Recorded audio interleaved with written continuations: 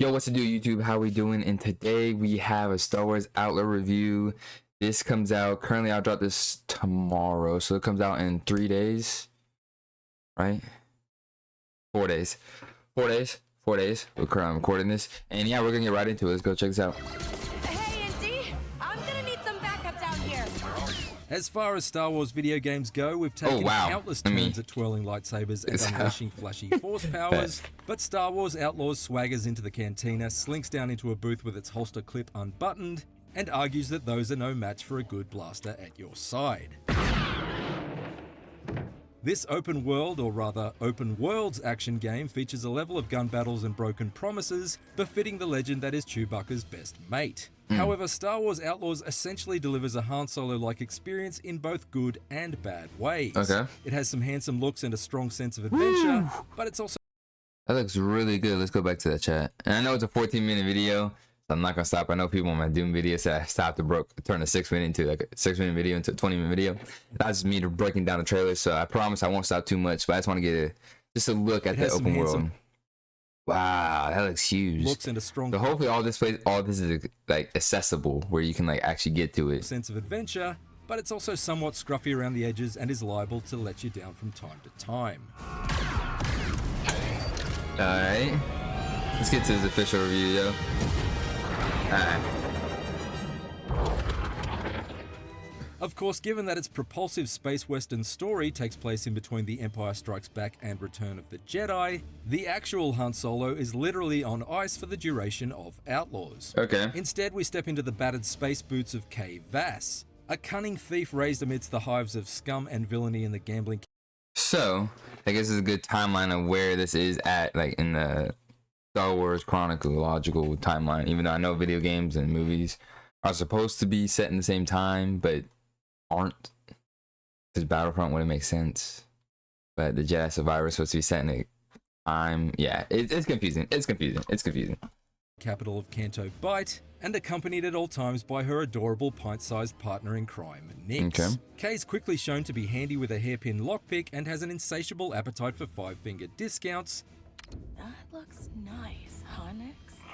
Although, like Dash Rendar and pre-Jedi Kyle Katarn before her, she never really steps out of Han's shadow and becomes much more than a stand-in smuggler with a heart of gold.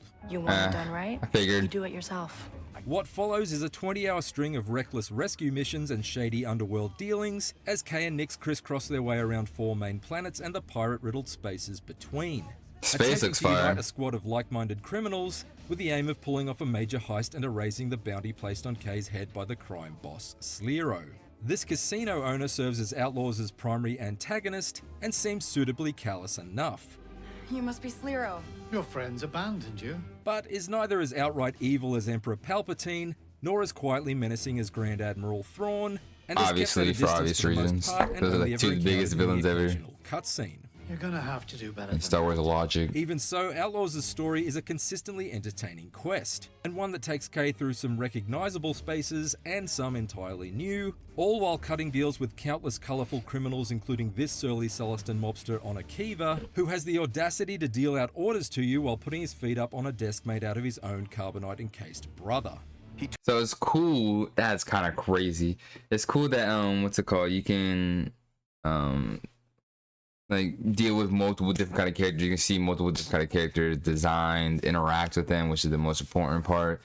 Because I know in this game, like your reactions with certain crew like negates or like destroys some of their minuses, takes away from your relationship with other crews and stuff. That's actually pretty tough. Took my eye, but I took everything else. While her end goal may be considerably smaller in scope than, say, blowing up a Death Star, the environments Kay's entertaining saga unfolds in are surprisingly large. To be clear, this isn't No Man's Skywalker, so you don't have the freedom to circle each planet and land wherever you choose. However, with the exception of the comparatively more compact city setting of Kijimi, Outlaws' sandboxes stretch out far and wide and contrast with each other nicely. That's really good. From the iconic arid sands of Tatooine to the lush rainforest of Akiva, whose network of rivers is handily transformed into shortcut-making highways once you unlock the upgrade for your speeder bike that allows it to skim across the water's surface. That's fire, that's fire. Looks like it's gonna be a good lot of thing, open too, world, that which I Kay's speeder love. can be upgraded, since it's the only vehicle she's able to steer around while navigating each terrain. That Despite sucks. the fact that in Outlaws' many bustling settlements you can see land speeders whizzing by, Yeah, I was about to say, saddled that dewbacks sucks. waddling along, and towering ATST's chicken So walk. that is gonna be a point taken away from the game. That sucks that there's not multiple like transportations that you can use or multiple like ships and stuff you can use. That does suck. That sucks. But hey, I'll take it. We still got a speeder open world Star Wars game finally, so yeah, I'll take it. Looking past, you can't actually ride or drive any of them. That sucks. That so sucks. Compared with a decade-old Grand Theft Auto 5, where if you can see it, you can probably steal bro, it, or like- last year's The Legend of Zelda Tears of the Kingdom, where if you can think it, you can probably build it, Outlaws comes up shorter than Luke Skywalker Yo. in a stormtrooper suit in terms of its list of usable transportation types, which is a bit disappointing for a modern open-world adventure.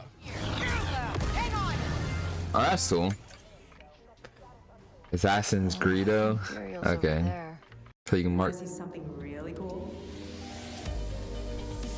Alright, Outlaws sorry. isn't just about I getting do from not have A YouTube Red on this account, so we have ads. I'll skip another thing. to B, however. It's also about breaking into and out of various Imperial bases and crime syndicates' headquarters at the behest of the various underworld cohorts that Kay conspires with along the way. Name's Varric, and I've got a real job for you. Furry friend Nix is vital to these infiltrations, as he's basically a space cat drone who functions like a watchdog's phone. You can point him at switches to activate while you remain in cover, Nix, the door. or to briefly divert the attention of security cameras to allow you safe passage, Nix, put on a show. among That's several cool. other useful Yeah. talents. Kay So has this her replaces, own like- special set of skills when Okay. it comes to sneaking her way into each high-security Look at that. facility. And I never was grew that? tired of the rhythm-based lockpicking, a surprisingly simple yet effective game of Simon Says that has to be one of the snappiest and most satisfying ways to open locked doors and crates that I've enjoyed in a while.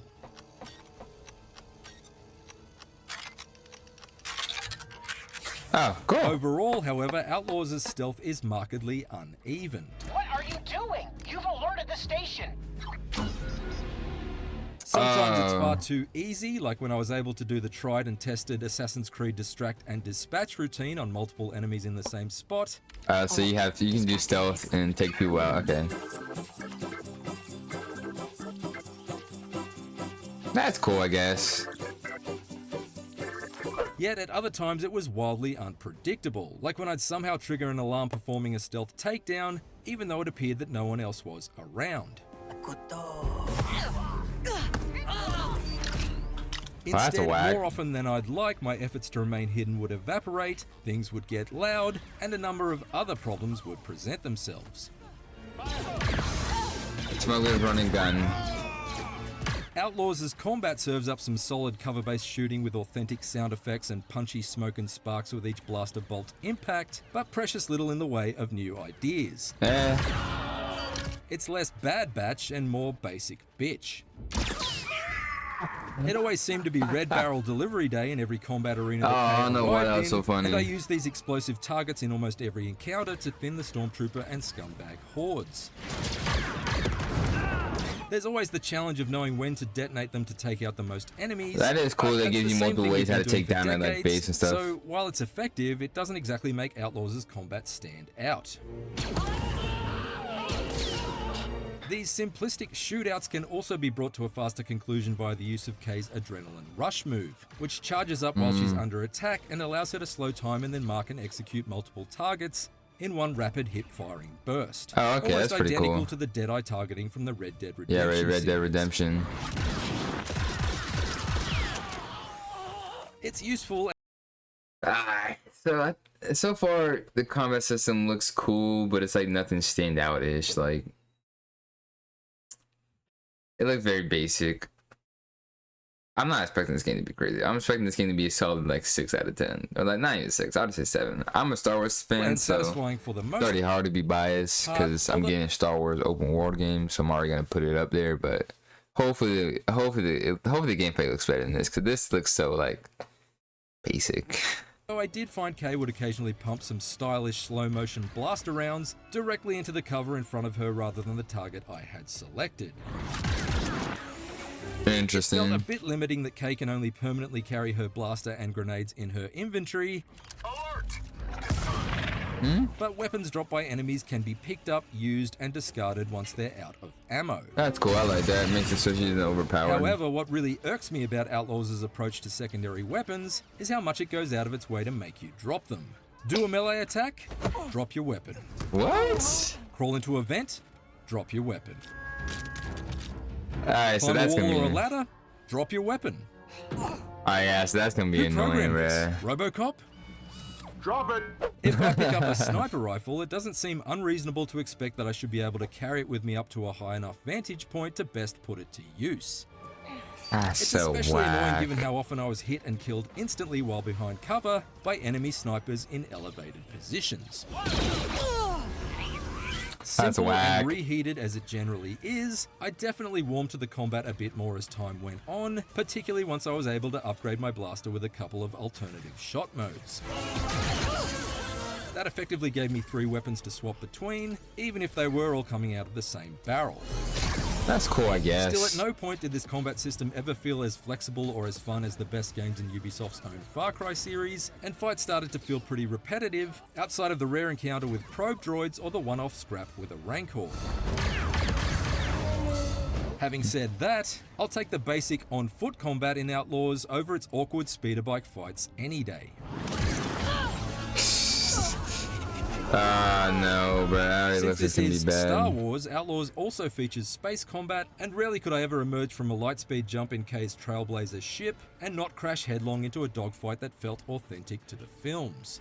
That's pretty cool. It'd be nice to visit a planet that isn't a war zone once in a while. Slinking off to bully some TIE fighters did offer a nice way to blow off some steam every once in a while, as a break from all the face-to-face skullduggery down on each That is cool that they give you the surface. option to be out stream. That is Star Wars. Although I That's a didn't big part of invest too Star much in the Wars. ship modifications, since the modest challenge presented by my orbital opponents didn't ever seem to increase to any noticeable degree.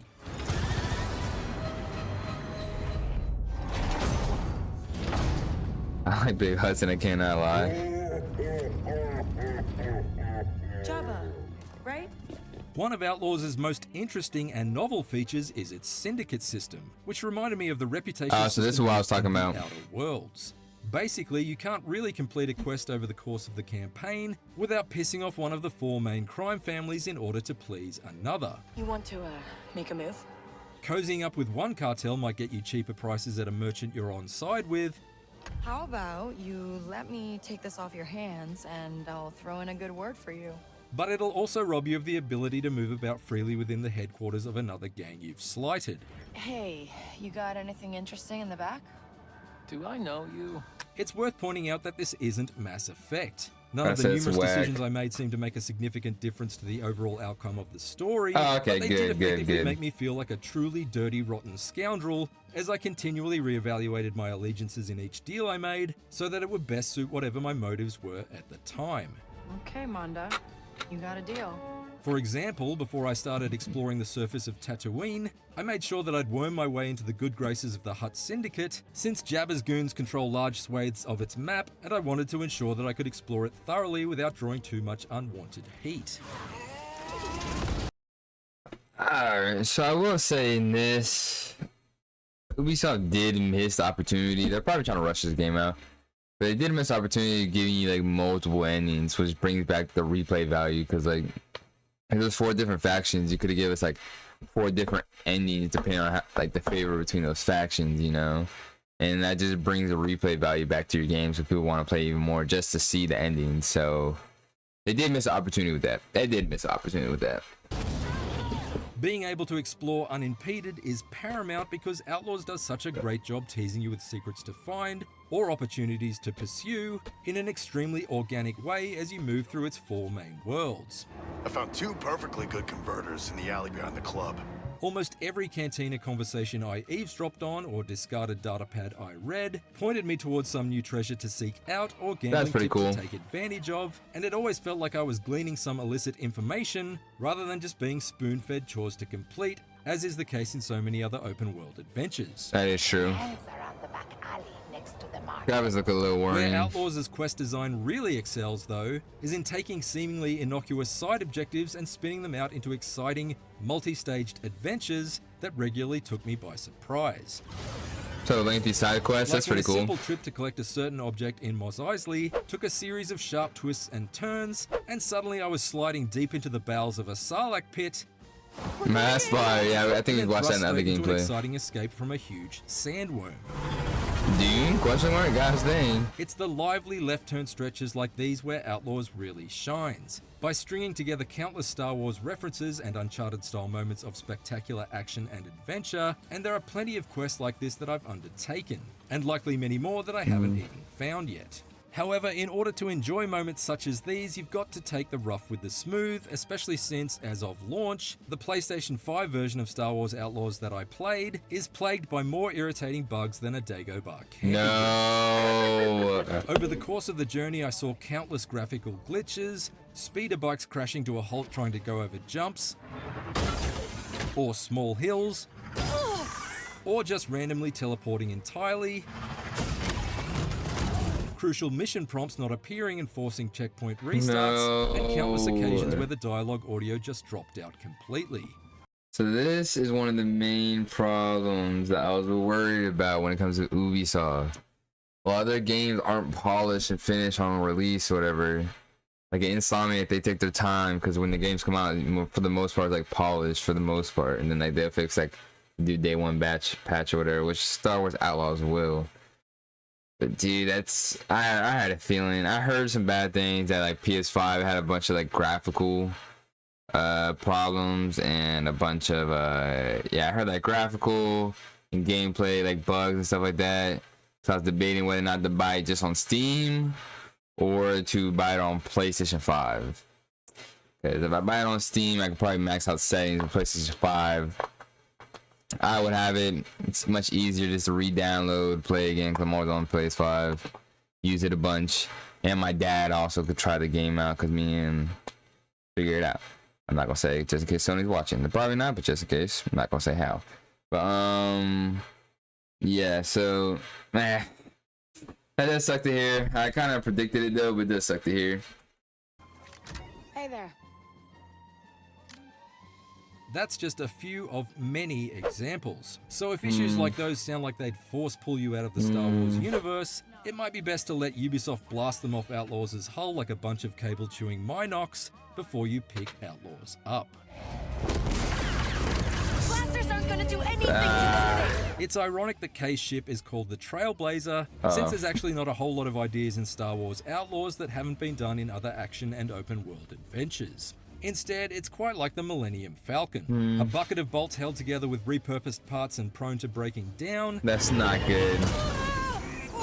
But at its best, it's more than capable of jolting your pleasure centers into Star Wars fan hyperspace. A clever syndicate system brings real weight to almost every task you choose to undertake, some of which have truly creative quest designs that can often conjure up some genuinely stunning blindsides. Having a pal like Nick's at your side the entire time not only adds an extra dimension to Kay's fairly generic smuggler character, but also gives her an enhanced set of abilities. But even he can't quite make Outlaws' stealth and combat feel any less rigid or repetitive, and the odds of avoiding the many glaring technical issues present at launch is approximately 3,720 to 1.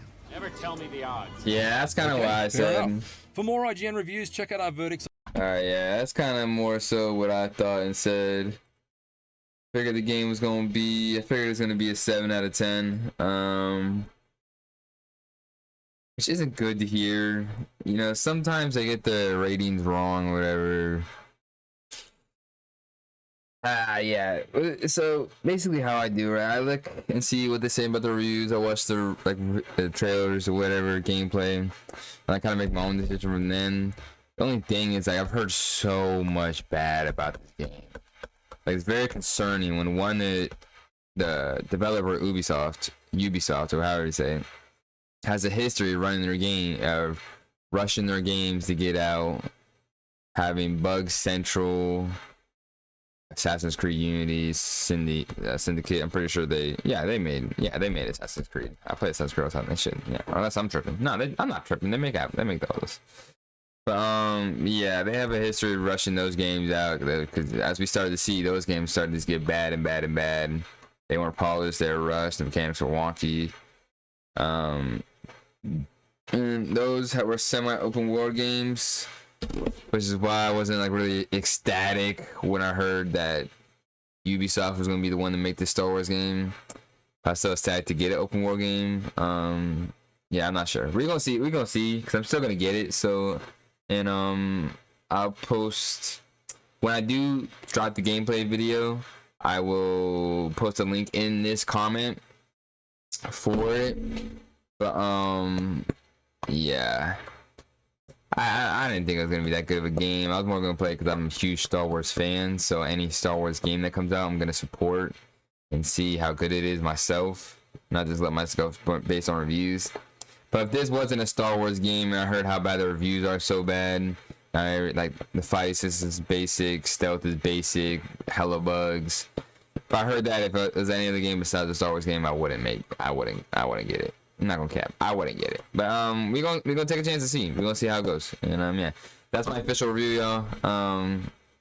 Please drop a like and comment and let me know what else you guys want to see, just so I know what to react to. I'm still kind of